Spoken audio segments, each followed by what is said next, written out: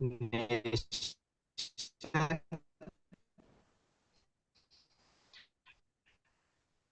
we need to transition to an exporting both for our use as well as, of course, emerging technology of AI gives technology like this comes, there's an opportunity for new leadership to emerge, new companies to emerge. If you just look at US, OpenAI came onto the radar only on October 2022, right? Within a short period of 4 years, less than 4 years, they have become a 100 plus billion-dollar business. Somebody says now it's $1 trillion market cap company.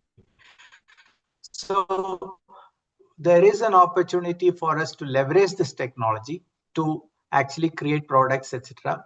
And this AI stack is not just about models; it's also about the entire stack, which includes data centers, it includes data.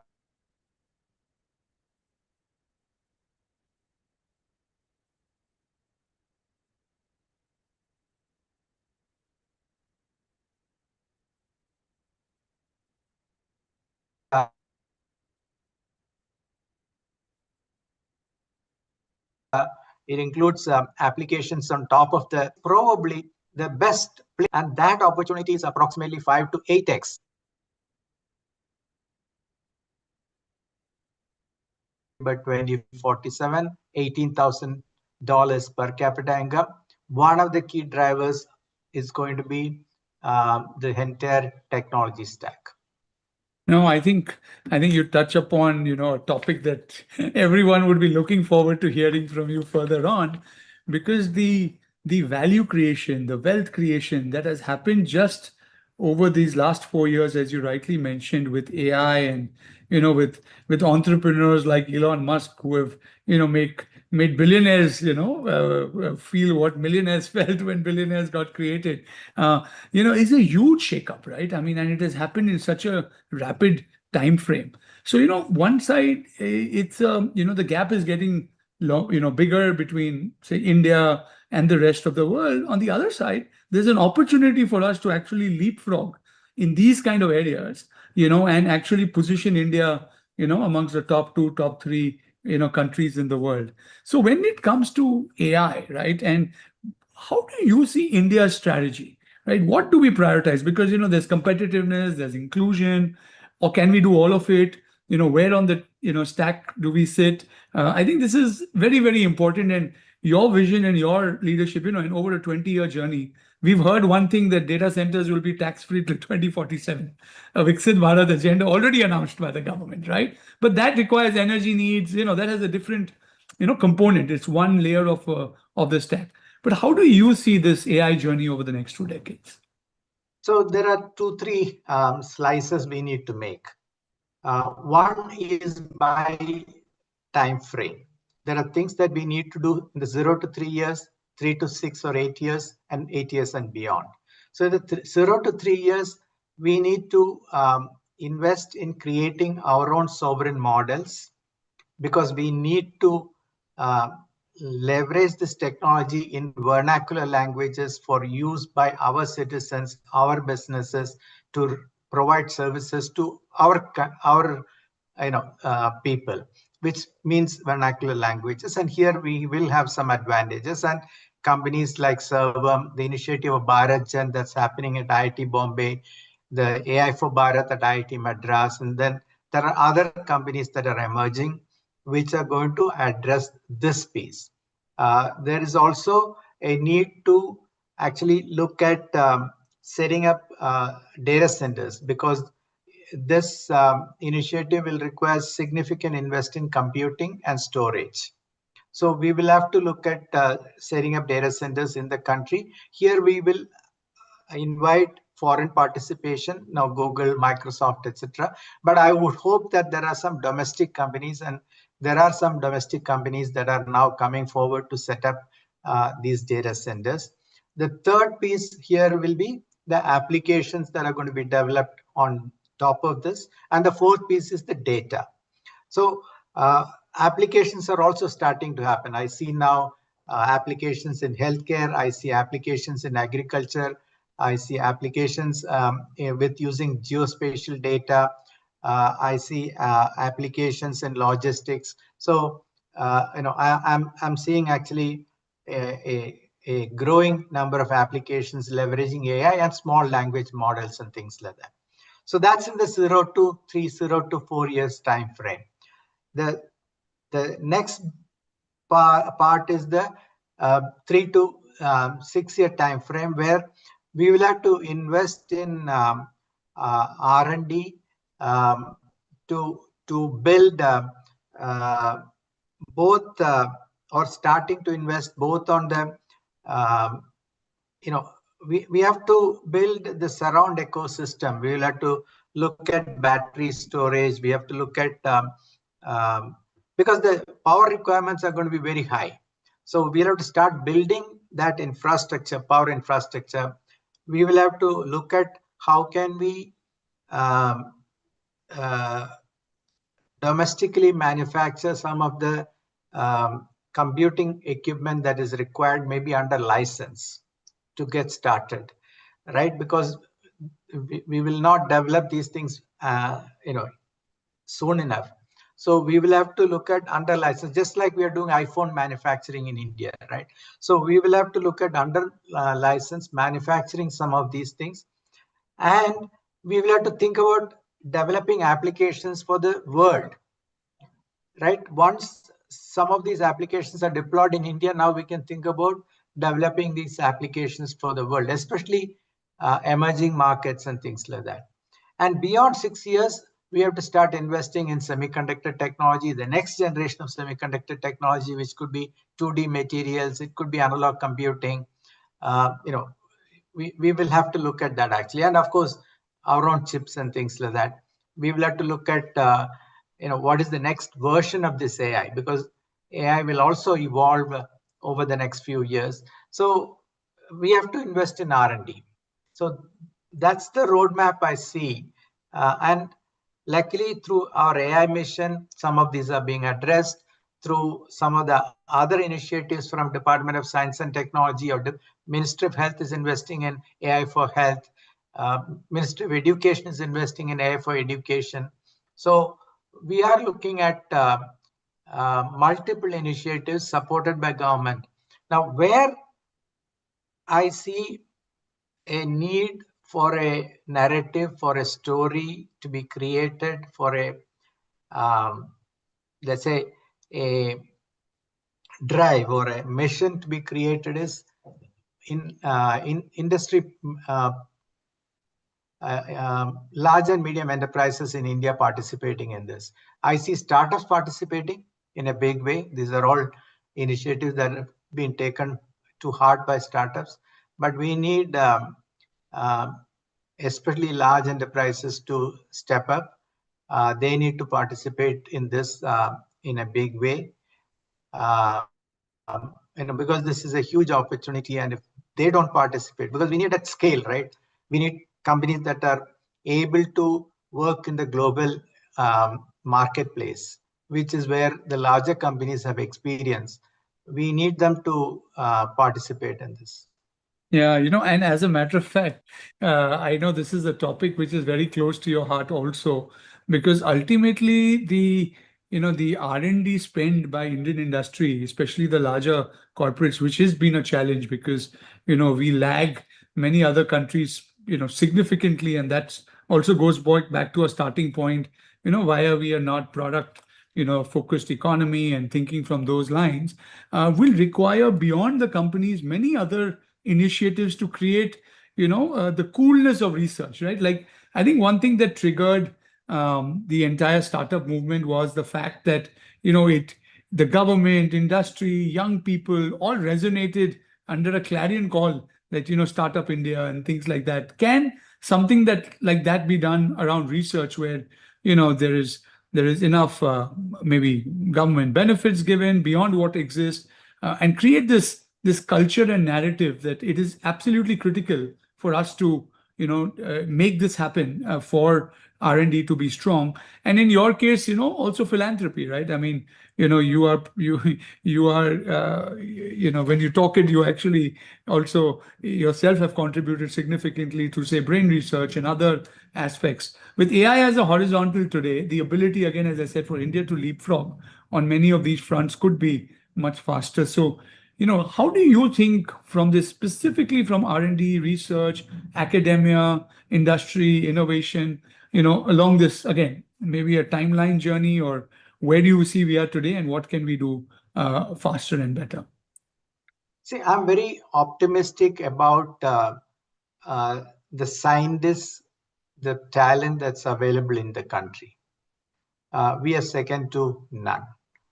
It's just that the system has not been set up, or system does not reward research, um, you know, with multiple people, multidisciplinary, multi-year research programs. We don't have many of them, large programs. So, and these require, investments of, 30 crores, 50 crores, 100 crores, etc. And there is no incentive to take risk. There is no requirement to take risk. Our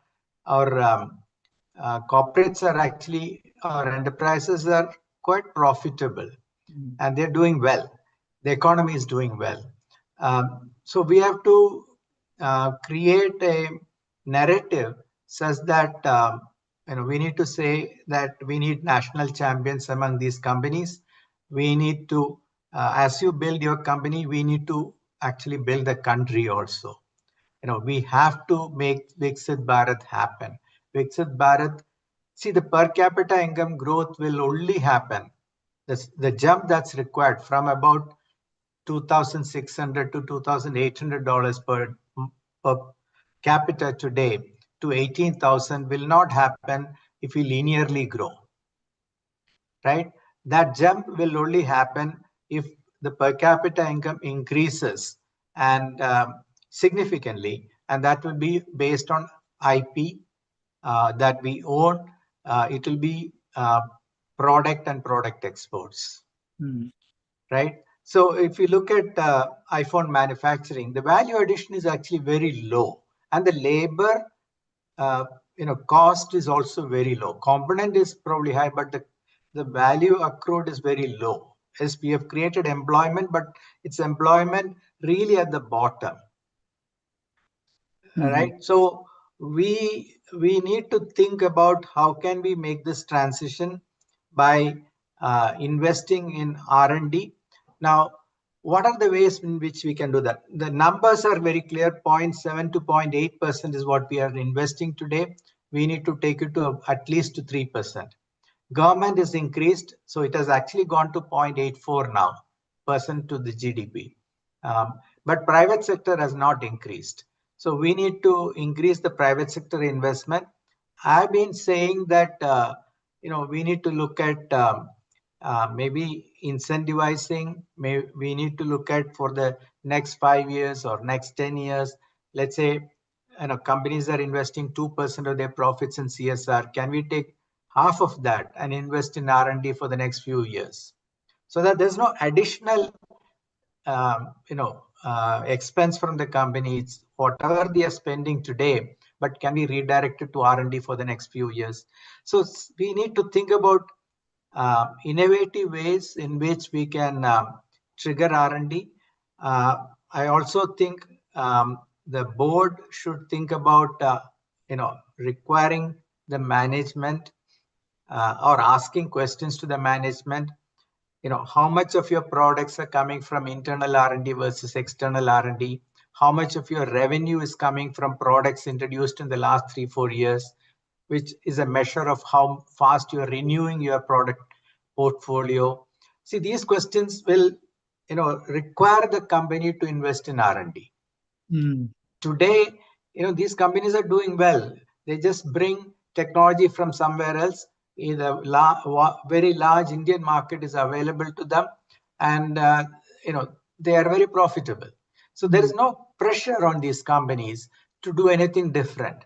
We have to now the government is planning to open up the economy. The competition is going to intensify from multinational corporations. So it is important for our companies to realize that they need to actually become globally competitive from their product portfolio. That can happen only if they have they have the IP. Two-wheeler industry is a good example. We are world leaders, and we are we are creating models that are exported around the world, manufactured around the world, etc. In the EV automotive sector, we are starting to, if you look at the models that are coming from Mahindra and Tata's, etc., they are actually rated from an energy efficiency perspective better than a Tesla, right? Or a Chinese, a BYD, etc. Because they on a single charge they go for a larger distance. So we have the capability. It's just that we need to think big. We need to scale it up. We need to think about exports, etc. No, and I think we need to, take it down to all size and scale of businesses. So I think every your sector, suggestion, yeah, and every pharma, sector, yeah. So your pharma, suggestion, automotive. yeah, as you were mentioning, I think a big takeaway, at least which for me, and I think could be from this conversation for India to think about, is what you said, like we had a 2% CSR, maybe 0.5% of that 1% CSR. Of course, more investment in R&D will help the company in any case. But again, a Right. framework around which that 1% is invested. Maybe it could have a collaborative framework with other external entities like academic institutions, etc. Because in CSR, you actually work with NGO sectors and others, and it gives a boost to that entire ecosystem. So I don't know, it may be worth, for us to kind of create a model, and over a period of time, whether it is investors, whether it is, public markets, they all accept that this is, an impactful outcome, because it's a cultural shift, right, that we are trying to make in India. And probably that will require a little more for, at least a certain period, maybe first 5, 10 years, to make that happen beyond just a optional voluntary incentive, for companies. So Yeah. that's a great thought, that you've We put. need CII to champion. This is Yeah. right up the alley for Yeah. CII. We need some national champions. We need 10, 15 large companies. Our leaders in the industry sector to say that we will invest in nation building. They are doing it. They're creating good jobs. They're profitable, etc. The economy is growing, but they need to do a little bit more in terms of this transition to becoming a product economy, Yeah. product nation. So if we are able to do that, I believe this will happen. No, and I think also, Chris, the word that we keep talking about is deep tech innovation in India is missing or not happening at this scale, Yes, because those correct. companies are actually completely innovating, right? And in areas that can, reward the country immensely even over a longer term period. So that's also an ecosystem play. So when you use the word deep tech and you look India and the ecosystem today, and again, over a 20-year frame, how do you see that evolving and how critical is it? It's very, very critical. I was very glad when Skyroot launched the Vikram 1, right?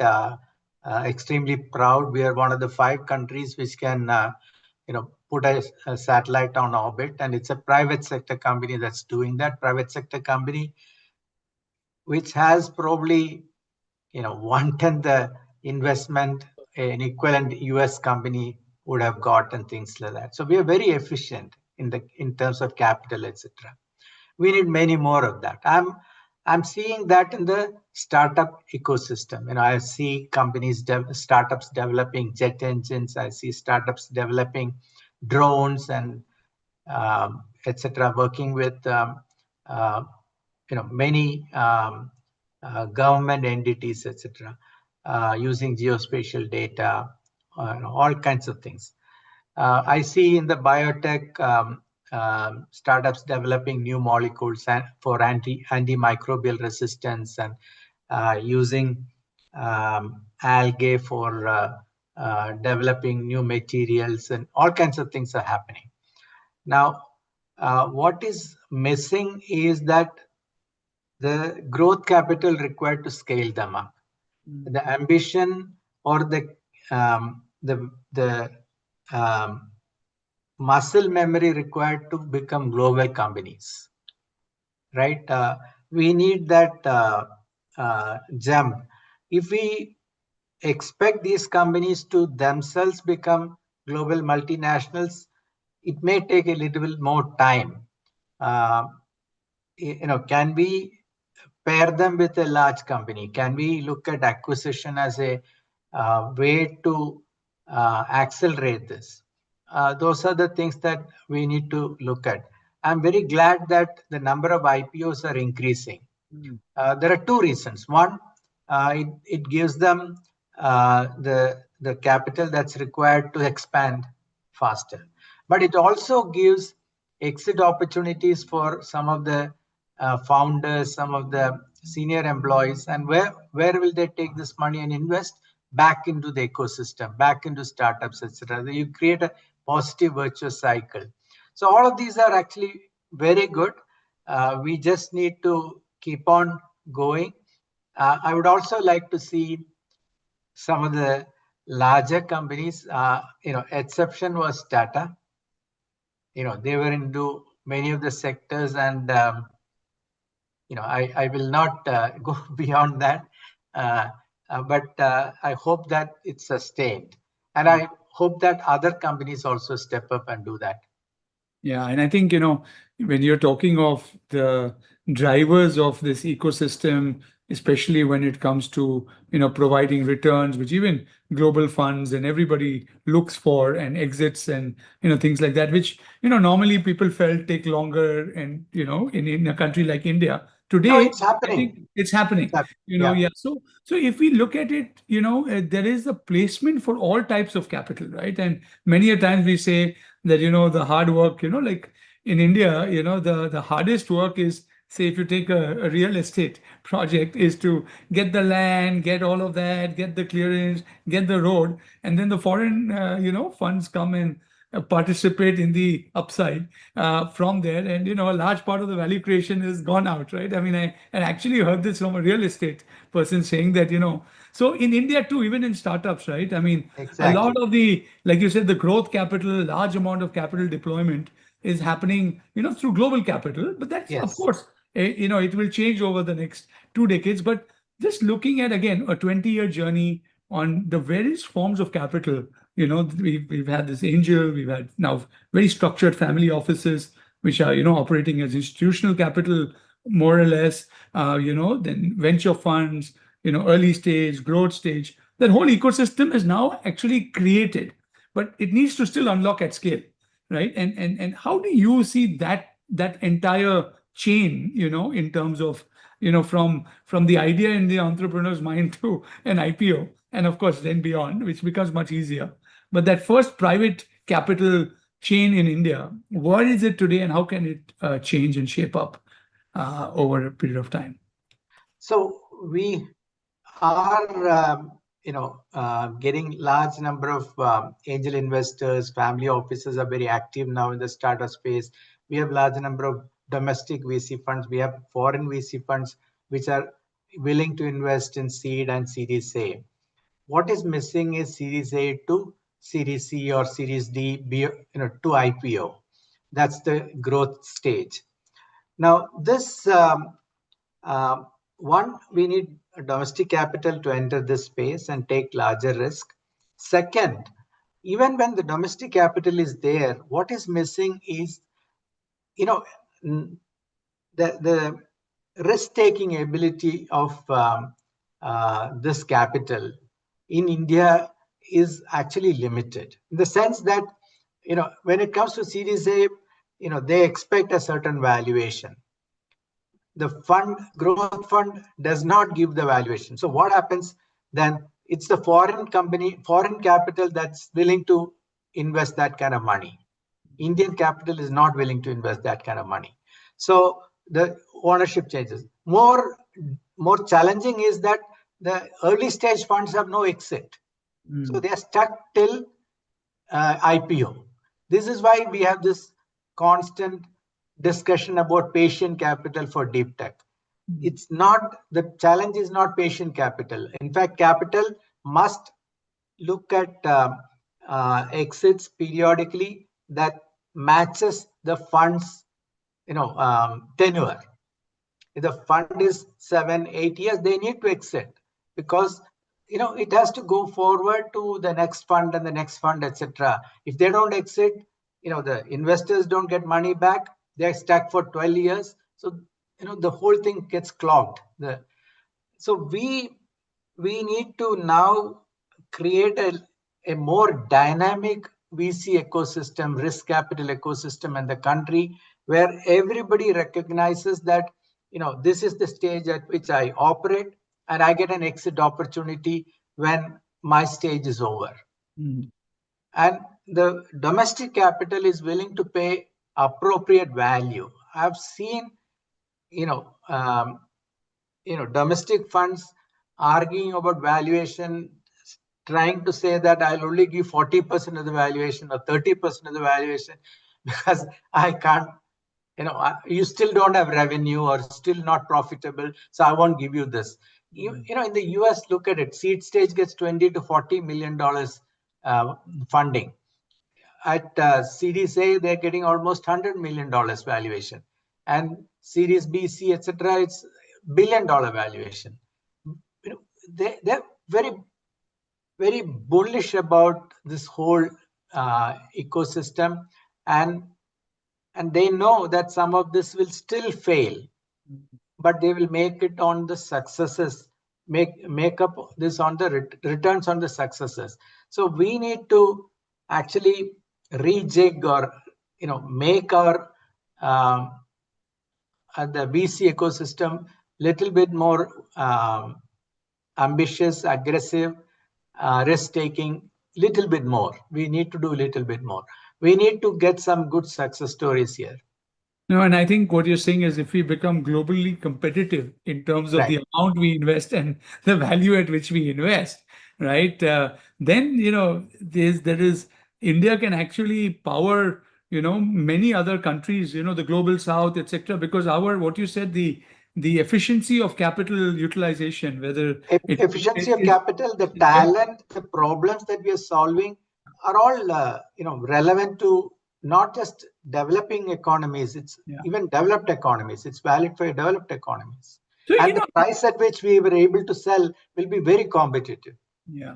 And therefore, because large capital, within the country, domestically coming, is there any other innovative thinking there, because many a times I remember, when you're talking of a country impact, right? And maybe we look at impact in where you started, right?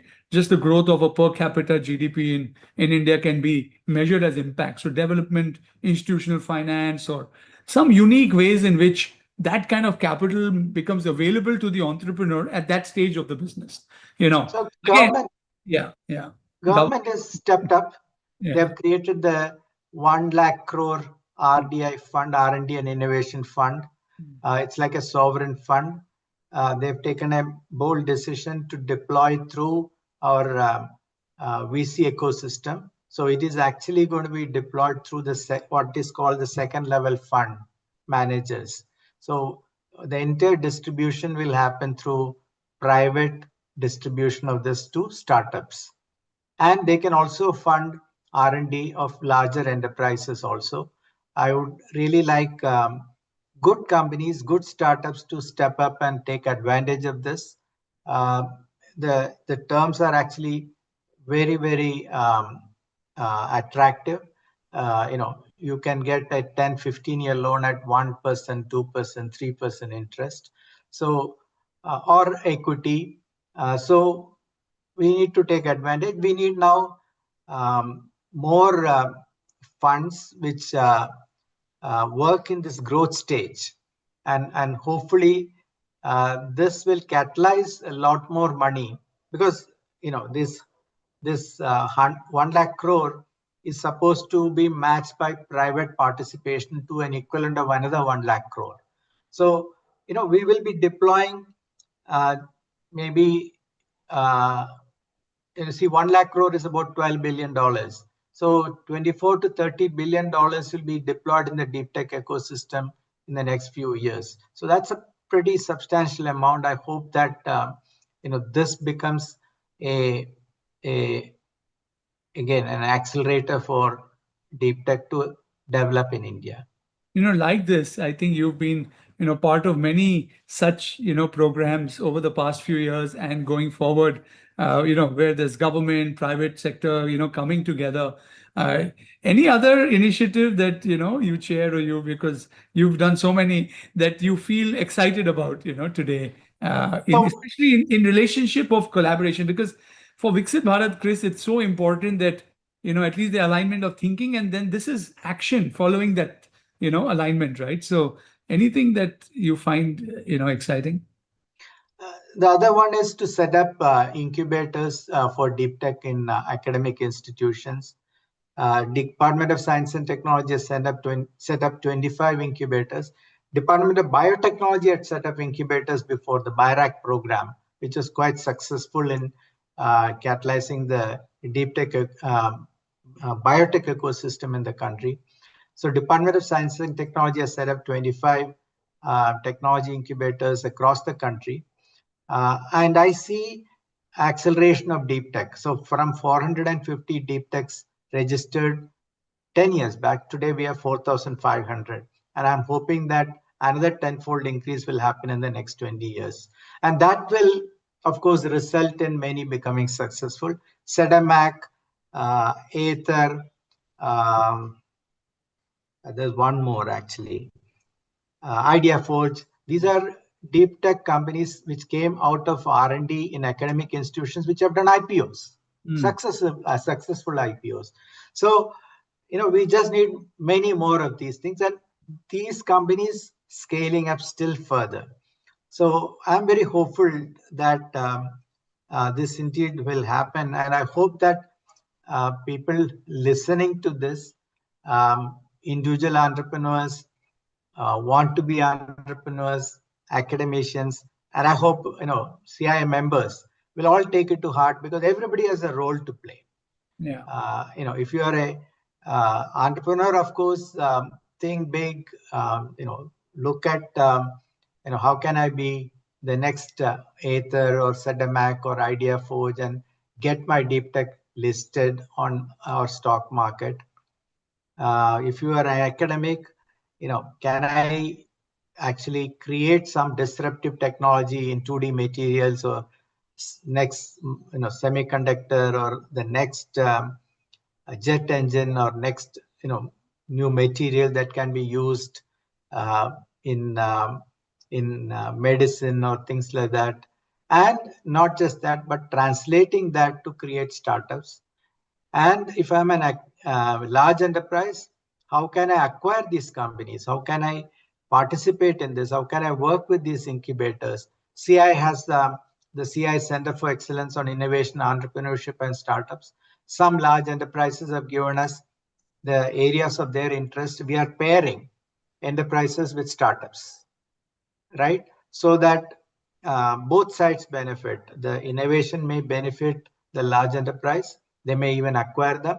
The startup may benefit because they get access to markets, access to mentorship, access to resources, which these large enterprises have. So we need to continue this and scale these initiatives up. Yeah, and I think, that acceleration that you talk of, whether it's a per capita GDP or it is a $30 trillion economy, is going to happen through what you rightly said, deep collaborations between large enterprises. And we often hear, right, and CI has championed so many of these initiatives where many large organizations deploy significant amount of capital internally and are unable to get the outcomes, of innovation that actually are residing outside, in some other companies. And that pairing together, of course, requiring a very different mindset of integration, etc. But if we can navigate that, I think that pace of acceleration and growth, can be probably much faster, which many traditional businesses or larger businesses, also tend to need the agility of a startup. I think a lot of things can can happen. But at the end of the day, Chris, all of this is therefore driven by people and leaders. The new age leaders, entrepreneurs, the leaders of large corporates, and we are seeing the pressure on each of them, right? In today's environment, because there's so much which is beyond the control of the enterprise, right? Whether it's external geopolitical, reasons which lead to, input prices changing. There's so many challenges, technology shifts that are happening at a rapid pace, geopolitical risks where you cannot deal with certain types of countries and so very complex landscape. So, coming to the core of what will change India, I think over the next 2 decades are the young people of India. How should they be building themselves to be more resilient, to still take risks? What are some of your thoughts around, building that young Indian moving forward? See, look at US, right? They are also faced with the same set of challenges. Every country is facing the same set of challenges. It's not unique to India. And different countries have different challenges. So we are all faced with, and who are going to be the winners? The winners are those, in spite of these challenges, will come out as winners, as leaders. And we need to think about how we can become leaders. To me, the leadership qualities that are required are the ability to take risk, the ability to take calculated risk. It's not risk for risk's sake, but calculated risk. The ability to have a long-term thinking. I also say delayed gratification, not instant gratification. You need patience and things like that.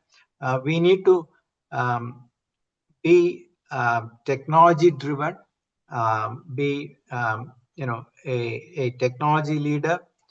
We need to leverage these technologies and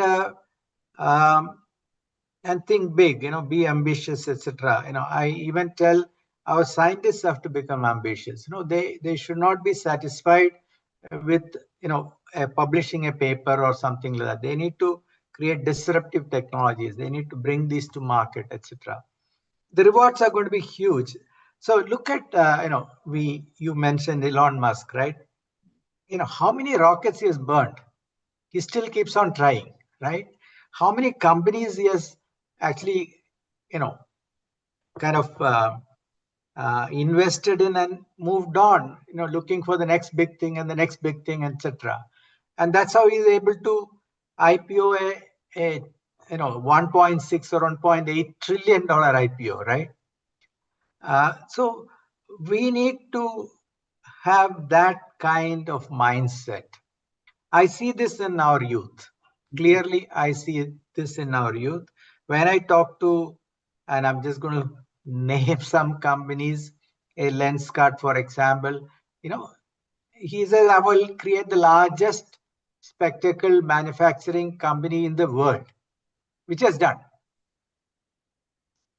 I'm going to be in every market that's possible, which is done, right? So we need, ambitious entrepreneurs like this, and they will be rewarded. Our two-wheeler industry, every market we can be, we will be the best. So we have demonstrated these things. We need to scale this up on tractors. We have now selling our tractors in the US, right? So we just need to find more such product categories. We need to have champions. We need to have leaders. We need to have our own IP. All of this requires semiconductors. Now, semiconductors have become the base or horizontal technology that's required across. So I think there's a sense of urgency in the current generation of semiconductor technology, how we can play a role there. But definitely in the next generation, we need to lead. We can't miss this bus anymore because that's what is going to drive both on the economy side as well as on the defense side. So we need to make sure that we invest in this very quickly. We create capability and capacity in this very quickly. No, and when you talk of individuals, right, and what they are able to create today, right, whether you talk of Elon or you talk of Piyush Bansal from Lenskart or any of these people, it only goes to show that one individual can create such a big impact, right? And imagine, we have millions of such people, right? So, Yes, building yes. building it correctly, and imagining that progress or the outcome for themselves, for the country, attaching themselves to a larger cause can be immensely gratifying, along the journey. But one more thing, Chris, that needs to happen in India, and I know you're a strong believer, and when we do these journeys, right, we got to also build, this on the very strong foundation of whether it's ethics and moral character and trust, and when you're dealing with technologies and you're dealing with consumers and people in a globalized world, where the maturity may be a little higher.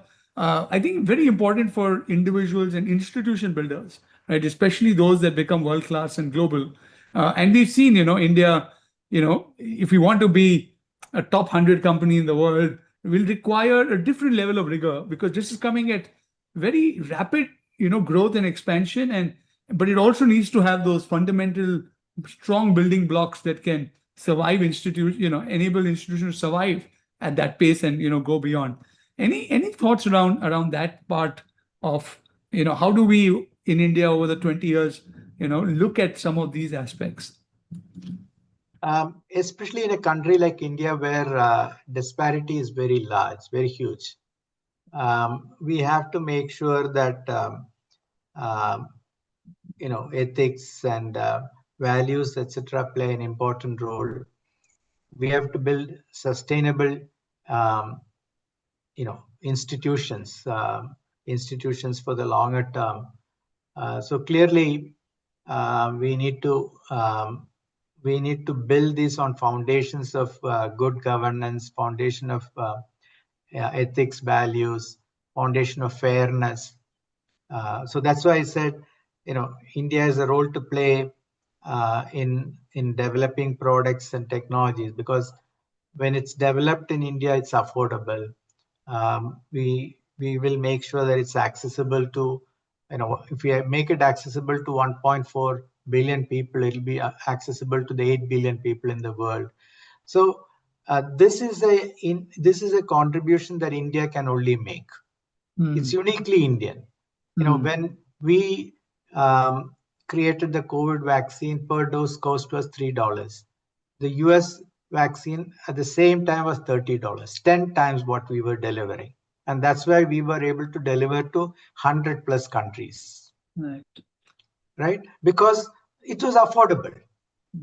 So, it's just not a requirement or a, necessity for India. It's a necessity for the world. There is a role that India can play. There's a responsibility that India has at this point. And hence I say that, truly this is 21st century is our century. We have that space now. Now, do we take advantage of that is the question. And I'm very confident that if we convince our youth, they have the wherewithal. We provide the necessary fuel, mostly in terms of ambition and the drive to do this, and some resources, some money, funding, etc. I think we will succeed here. Yeah, and I think the way you put it is so important, that we get this done holistically, right? And we get it holistically done for India, as a country, and then we will be able to unlock this, what we call Indianness inside, that can go to everywhere in the world. Like we all often say, India will be a super partner to the world, and that will make us a superpower.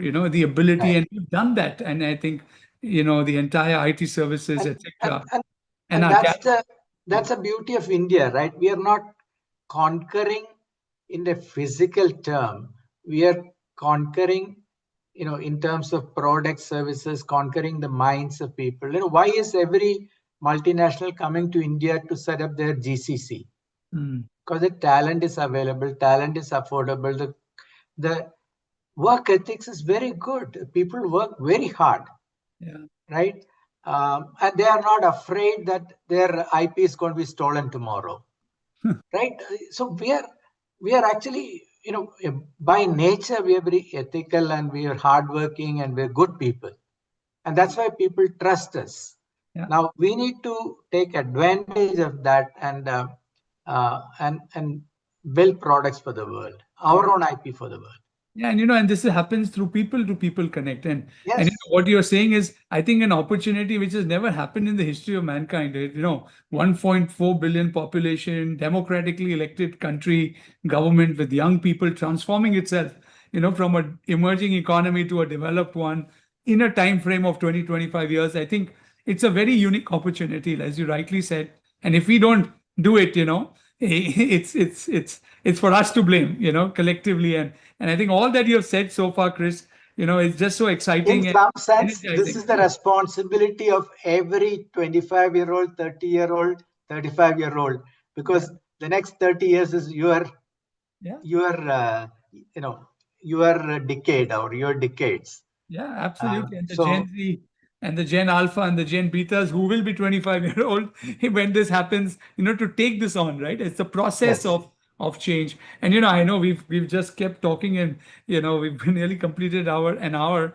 But Kris, I want to end with this dream, right? Like we've talked about so much of India, and when you wake up on 15th August, 2047, in that India at 100, and you look around you, right? What would be the most exciting thing for you to see, on that day?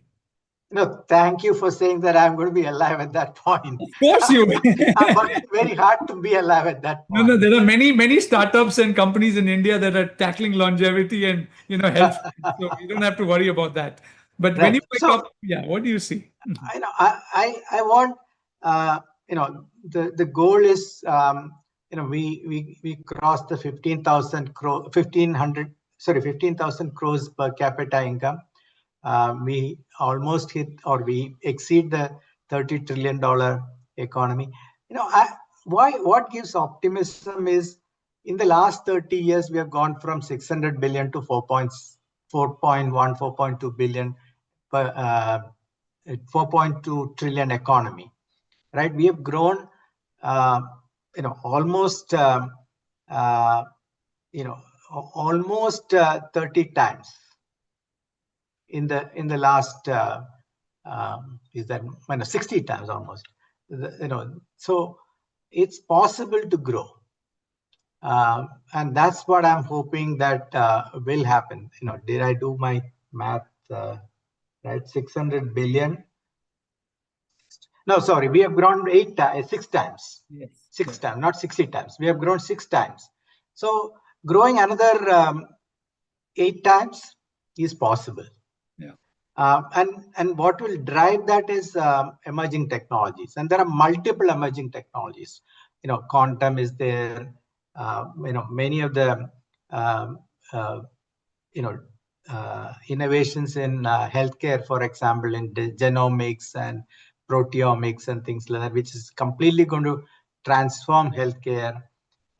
In automotive, we are looking at transition to electric, self-driving cars and things like that.